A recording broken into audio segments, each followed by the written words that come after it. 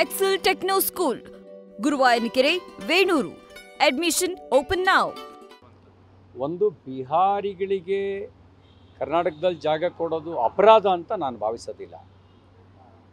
ಚುನಾವಣೆ ಕಾರಣಕ್ಕೆ ಕೊಡೋದಿದೆಯಲ್ಲ ಅದು ಸಣ್ಣತನ. ಕೊಡಲಿ. ಈಗ ನಮಗೆ ಗೋವಾದಲ್ಲಿ ಕನ್ನಡ ಸಂಘಕ್ಕೆ ಜಾಗ ಕೇಳಿದ್ದೇವೆ, ಮಹಾರಾಷ್ಟ್ರದಲ್ಲಿ ಕನ್ನಡ ಭವನ ಇದೆ, ಇದೇನು ತಪ್ಪೇನಲ್ಲ. ದೆಹಲಿನಲ್ಲಿ ಕನ್ನಡ ಭವನ ಇದೆ, ಇದು ಯಾವುದು ತಪ್ಪೇನಲ್ಲ. ಆದರೆ ಚುನಾವಣೆ ಕಾರಣಕ್ಕೆ ಆಸೆ ತೋರಿಸೋದಿದೆಯಲ್ಲ ಇದು ಸಣ್ಣತನ. ಮತ್ತು ಭಾರತೀಯ ಜನತಾ ಪಾರ್ಟಿ ಅಂತವೇ ದೇಶ ಮೊದಲು ಅನ್ನೋ ತತ್ವವನ್ನು ಪ್ರಾದೇಶಿಕ ಅಸ್ಮಿತೆಯ ಜೊತೆಗೆ ಪ್ರಾದೇಶಿಕ ಅಸ್ಮಿತೆಯನ್ನು ಆಧರಿಸಿ ರಾಷ್ಟ್ರೀಯತೆಯನ್ನು ಒಪ್ಕೊಂಡಿರ್ತಕ್ಕಂಥ ಪಾರ್ಟಿ. ಅವರಿಗೆ ಜಾಗ ಕೊಡೋದು ತಪ್ಪು ಅಂತ ನಾನು ಹೇಳೋದಿಲ್ಲ. ಈ ಥರದ ಕನ್ನಡ ಭವನಗಳು ಹಲವು ರಾಜ್ಯಗಳಿದ್ದಾವೆ, ಅದೇನು ತಪ್ಪಲ್ಲ. ಆದರೆ ಚುನಾವಣೆಗೋಸ್ಕರ ಆಸೆ ತೋರಿಸೋದಿದೆಯಲ್ಲ ಇದು ಸಣ್ಣತನ.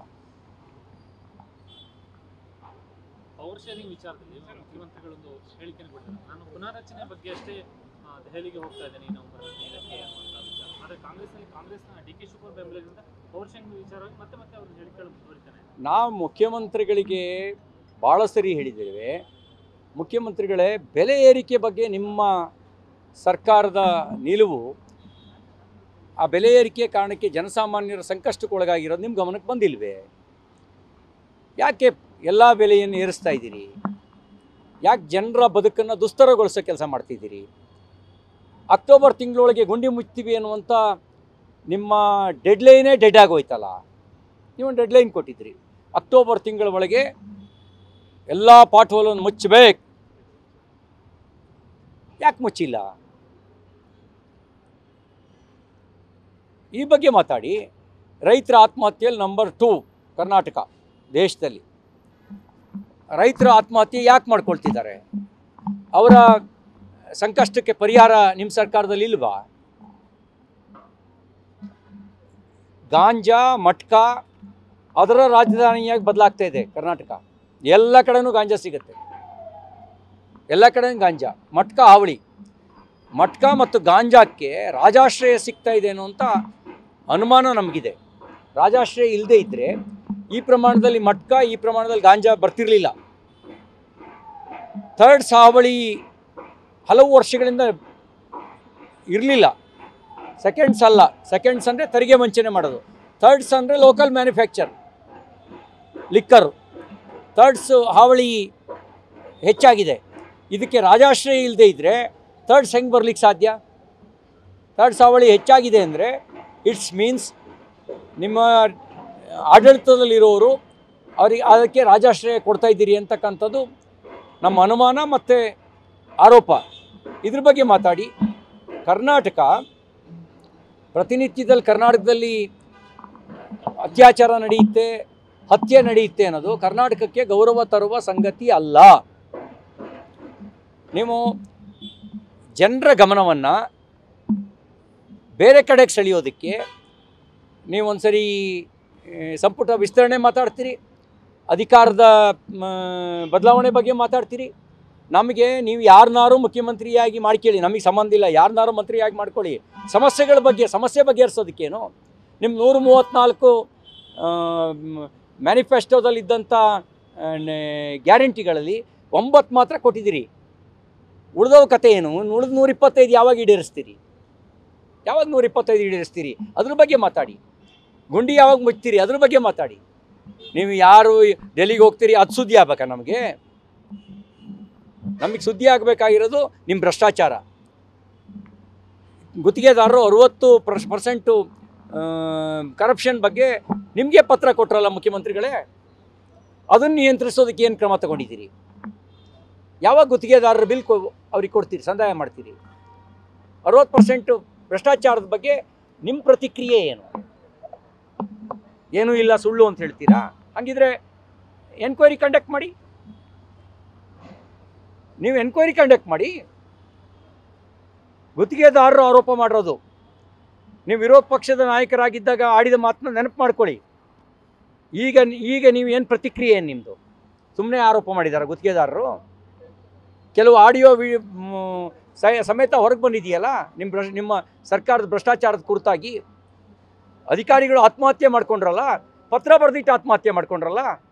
ನಿಮ್ಮ ಸರ್ಕಾರದ ಕೆಲವು ಸಚಿವರ ಹೆಸರನ್ನ, ಕೆಲವು ಶಾಸಕರ ಹೆಸರನ್ನ ಪತ್ರ ಬರೆದಿಟ್ಟು ಆತ್ಮಹತ್ಯೆ ಮಾಡ್ಕೊಂಡ್ರಲ್ಲ. ನಾವು ಆಗ್ರಹ ಮಾಡೋದು, ಜನ 5 ವರ್ಷ ಕಾಂಗ್ರೆಸ್ ಪಾರ್ಟಿಗೆ ಅಧಿಕಾರ ಕೊಟ್ಟಿದ್ದಾರೆ, ಕೆಲಸ ಮಾಡಿ ಅಂತ ಅಧಿಕಾರ ಕೊಟ್ಟಿದ್ದಾರೆ, ಭ್ರಷ್ಟಾಚಾರ ಮಾಡಿ ಅಂತ ಅಲ್ಲ. ಹಾಗಾಗಿ ಇದ್ರ ಬಗ್ಗೆ ನೀವು ಈ ಸಮಸ್ಯೆಗಳ ಕುರಿತಾಗಿ ಮಾತಾಡಿ. ವಿಷಯಾಂತರ ಮಾಡೋದಕ್ಕೆ ನೀವು ಭಾಳ ಬುದ್ಧಿವಂತರಿದ್ದೀರಿ, ನಮ್ಗೆ ಗೊತ್ತು. ಕೆಲವು ಮಂತ್ರಿಗಳು ನೀವೇ ಚೂ ಬಿಡ್ತೀರಿ, ಸಂಬಂಧಪಡದ ವಿಷಯಗಳನ್ನು ಚರ್ಚೆ ಆಗುವಂತೆ ನೋಡ್ಕೊಳ್ತೀರಿ. ಗೂಗಲ್ AI ಯಾಕೆ ಆಂಧ್ರ ಪ್ರದೇಶಕ್ಕೆ ಹೋಯ್ತು, ಅದು ಚರ್ಚೆ ಆಗದಂಗೆ ನೋಡ್ಕೊಳ್ಳೋಕ್ಕೆ ಯಾವ್ದಾರು ಒಂದು ವಿವಾದಾಸ್ಪದವಾಗಿರ್ತಕ್ಕಂಥ ವಿಷಯವನ್ನು ಬಿಡ್ತೀರಿ. ಕಿರಣ್ ಮಜುಮ್ದಾರ್ ಶಾ ಅಂತ ಉದ್ದಿಮೆದಾರರು, ಮೋಹನ್ ದಾಸ್ ಪೈ ಅಂತ ಚಿಂತಕ ಪ್ಲಸ್ ಉದ್ದಿಮೆದಾರರು ಯಾಕೆ ಈ ಸರ್ಕಾರದ ಬಗ್ಗೆ ಮಾತಾಡ್ತಿದ್ದಾರೆ, ಆ ವಿಷಯ ಚರ್ಚೆ ಆಗದಂಗೆ ನೋಡ್ಕೊಳ್ತೀರಿ. ತಾವೆಲ್ಲ ಬುದ್ಧಿವಂತಿಕೆ ಉಪಯೋಗಿಸ್ತೀರಿ, ಭಾಳ ತಂತ್ರಗಾರಿಕೆ ಮಾಡ್ತೀರಿ, ಕುತಂತ್ರಗಾರಿಕೆ ಮಾಡ್ತೀರಿ. ಬರೀ ತಂತ್ರಗಾರಿಕೆ ಅಲ್ಲ, ಕುತಂತ್ರಗಾರಿಕೆ ಮಾಡ್ತೀರಿ. ಜನರ ಸಮಸ್ಯೆಗಳು ಚರ್ಚೆ ಆಗದಂತೆ ಕುತಂತ್ರಗಾರಿಕೆ ಮಾಡ್ತಾ ಇದ್ದೀರಿ. ಟನಲ್ ರೋಡ್ ವಿಚಾರದಲ್ಲಿ ಬಿಜೆಪಿ ವಿರೋಧ ಮಾಡಿ ಪಕ್ಷ ನಾಯಕರ ಅಧ್ಯಕ್ಷತೆಯಲ್ಲಿ ನಾನು ಸಮಿತಿ ಮಾಡ್ತೀನಿ ಅಂತ ಮಾತನಾಡಿ ಡಿಸಿ ಮಾಡ್ತಾರೆ. ಜೊತೆಗೆ ಬೆಂಗಳೂರು ಸಂಸದರನ್ನವರು ಟೀಕೆ ಮಾಡುವಂಥ ಪ್ರಕ್ರಿಯೆ ಮುಂದುವರಿತಾನೆ ಇದೆ. ನಾನು ಟನಲ್ ರೋಡ್ ಬಗ್ಗೆ ಇನ್ ಡೀಟೇಲ್ ನನ್ನ ಹತ್ರ ಇನ್ಫಾರ್ಮೇಷನ್ ಇಲ್ಲ. ಆದರೆ ಕೆಲವು ಮಾಧ್ಯಮಗಳಲ್ಲಿ ಬಂದಿರೋ ಪ್ರಶ್ನೆಗಳು, ಅದರ ಕಾಸ್ಟು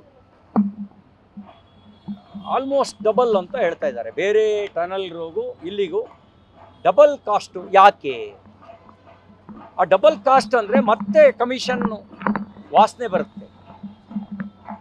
ಅದು ಇನ್ನೊಂದು, ಅವರು ಬಾಟಲ್ ನೆಕ್ ಹೇಳಿದಾರಲ್ಲ, ಎಕ್ಸಿಟ್ ಅಂದರೆ ಎಂಟ್ರಿ ಪಾಯಿಂಟ್ನಲ್ಲಿ ಆಗುವಂಥ ಬಾಟಲ್ ನೆಕ್, ಅದ್ರ ಬಗ್ಗೆ ಟೆಕ್ನಿಕಲ್ ಆನ್ಸರ್ ಕೊಡಿ. ಪೊಲಿಟಿಕಲ್ ಆನ್ಸರ್ ನೀವು ಭಾಳ ಕೊಡ್ತಾ ಇದ್ದೀರಿ.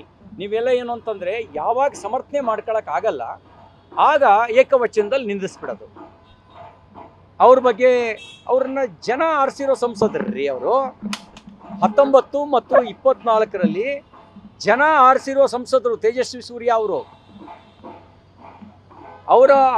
ಅವರು BJP ಯುವ ಮೋರ್ಚಾದ ರಾಷ್ಟ್ರೀಯ ಅಧ್ಯಕ್ಷರು.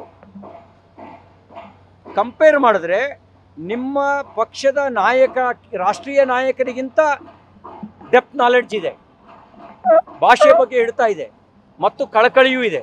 ಅವ್ರು ಯಾವತ್ತೂ ಕರ್ನಾಟಕದಿಂದ ಹೊರಗೆ ಹೋಗಿ ಕರ್ನಾಟಕವನ್ನು ಹರಾಜು ಹಾಕೋ ಕೆಲಸ ಮಾಡಿಲ್ಲ. ನಿಮ್ಮ ನಾಯಕರು ಭಾರತದಿಂದ ಹೊರಗೆ ಹೋಗಿ ಭಾರತವನ್ನು ಹರಾಜು ಹಾಕೋ ಕೆಲಸ ಮಾಡ್ತಾರಲ್ಲ, ಆ ಕೆಲಸವನ್ನು ಅವ್ರು ಯಾವತ್ತೂ ಮಾಡಿಲ್ಲ. ನೀವು ಟೆಕ್ನಿಕಲ್ ವಿಷಯಕ್ಕೆ ಆನ್ಸರ್ ಕೊಡಿ. ಯಾಕೆ ಕಾಸ್ಟು ಡಬಲ್ಲು ಹೇಳಿ. ನಿಮ್ಮ ಸುರಂಗ ಮಾಡೋದ್ರ ಜೊತೆ ಕಾಸ್ಟ್ ಯಾಕೆ ಡಬಲ್ಲು? ಮತ್ತು ಎಷ್ಟು ಜನರಿಗೆ ಉಪಯೋಗ ಆಗುತ್ತೆ? ಬರೀ 600 ಕಾರ್ ಹೋಗೋದಕ್ಕೆ 17,000 ಕೋಟಿ ಖರ್ಚು ಮಾಡಬೇಕಾ ಅನ್ನುವ ಪ್ರಶ್ನೆ ಜನರದ್ದಿದೆ. ಆ ಪ್ರಶ್ನೆಗೆ ಉತ್ತರ ಕೊಡಿ. ನೀವು ಅದರೊಳಗೆ ನಮಗೆ ಇಲ್ಲಪ್ಪ ಇದರಿಂದ ಒಂದು ಕ್ರಾಂತಿಕಾರಿ, ಇಡೀ ಬೆಂಗಳೂರಿನ ಟ್ರಾಫಿಕ್ಕೇ ಕಡಿಮೆ ಆಗುತ್ತೆ, ಇದರಿಂದ ಬೆಂಗಳೂರಿನ ಬೆಳವಣಿಗೆಗೆ ವೇಗ ಸಿಗುತ್ತೆ ಅಂತ ನೀವು ಕನ್ವಿನ್ಸ್ ಮಾಡಿದ್ರೆ ನಾವು ಅದನ್ನು ಒಪ್ಕೋತೀವಿ. ಅದು ಕಾಸ್ಟ್ ಯಾಕೆ ಡಬಲ್ಲು, ಯಾಕೆ ಡಬಲ್ ಕಾಸ್ಟ್, ಅದಕ್ಕೆ ಉತ್ತರ ಕೊಡಿ. ನೀವು ಹೇಳ್ತೀರಿ ನಿತಿನ್ ಗಡ್ಕರಿ ಮಾಡಿಲ್ವಾ? ನಿತಿನ್ ಗಡ್ಕರಿ ಅರ್ಧ ಖರ್ಚಲ್ಲಿ ಮಾಡಿದ್ದಾರೆ, ನೀವ್ಯಾಕೆ ಡಬಲ್ ಖರ್ಚು? ನೀವು ನಿತಿನ್ ಗಡ್ಕರಿ ಅವ್ರ ಹತ್ರ ಸಲಹೆ ತಗೊಳ್ಳಿ. ಅದು ಹೆಂಗೆ ಕಾಸ್ಟ್ ಆಫ್ ಎಕ್ಸ್ಪೆಂಡಿಚರ್ ಕಡಿಮೆ ಆಗ್ತಾ ಇದೆ ಹೇಳಿ. ಬಾಟಲ್ ನೆಕ್ಕು, ಆ ಬಾಟಲ್ ನೆಕ್ಕನ್ನು ಹೇಗೆ ಕ್ಲಿಯರ್ ಮಾಡ್ತೀರಿ ಹೇಳಿ. ಮತ್ತು ನಮಗೊಂದು ಅನುಮಾನ ಏನು ಅಂದರೆ, ಗುಂಡಿ ಮುಚ್ಚುವ ನಿಮ್ಮ ಡೆಡ್ಲೈನೇ ಡೆಡ್ ಆಗೋಯ್ತು. ಇನ್ನು ಗುಂಡಿ ಮುಚ್ಚಕ್ಕೆ ಆಗದೆ ಇದ್ದವರು, ಹತ್ತಕ್ಕಾಗದೇ ಇದ್ದನ್ನು ಬೆಟ್ಟ ಹತ್ತಾನ? ಗುಂಡಿ ಮುಚ್ಚಕ್ಕಾಗದೇ ಇದ್ದವ್ರು ನೀವು ಸುರಂಗ ಮಾಡ್ತೀರಾ? ಇದು ನಮ್ಗೆ ಅನುಮಾನ. ಮೊದಲು ಗುಂಡಿ ಮುಚ್ಚಿ ಗುಂಡಿ ಇಲ್ಲದ ಬೆಂಗಳೂರು ಅಂತ ತೋರಿಸಿ, ಆಮೇಲೆ ಸುರಂಗನಾರು ಮಾಡಿರಂತೆ, ಫ್ಲೈಓವರ್ ಆರು ಮಾಡಿರಂತೆ, ಅಥವಾ ಆಕಾಶಕ್ಕೆ ಎಣಿಬೇಕಾದ್ರು ಹಾಕ್ರಂತೆ. ನ್ಯೂಸ್ ಫಸ್ಟ್, ನಿರ್ಭೀತಿಯಿಂದ ನಿಮ್ಮ ಪರವಾಗಿ.